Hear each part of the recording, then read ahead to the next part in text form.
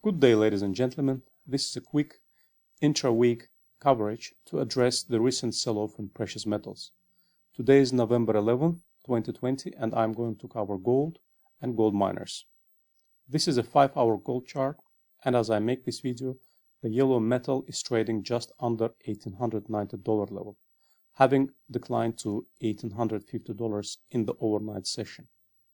As you remember, gold has been trading within contracting triangle, which it decisively broke upside last week after a 3-month-long consolidation. Gold's consolidation and the breakout was a classic textbook example, and nothing suggested such a panic sell-off. However, this is markets and nothing can work 100%. Panic sell-off suggests that it was a pretty crowded trade. This is what happens when everyone gathers on the one side of the boat. It flips over. It is exactly what happened with gold as investors piled up expecting a quick and easy trade. A sharp and deep sell-off triggered stops and drove many market participants outside.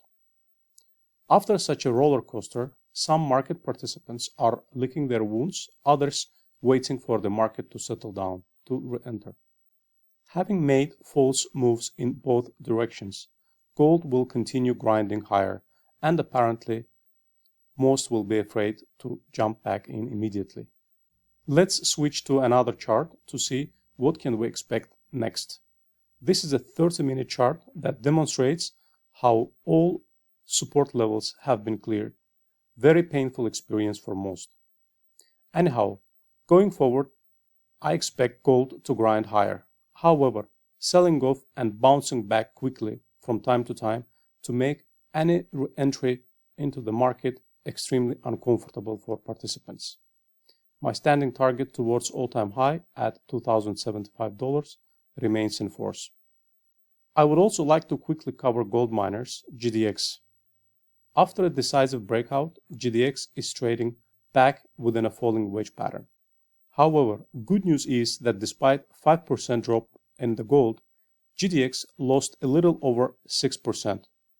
In normal circumstances, a 5% sell-off in gold should have triggered a 12 to 15% drop in miners, but that didn't happen, and that is a good news. And while gold tested its October 28th low, GDX didn't even get any close.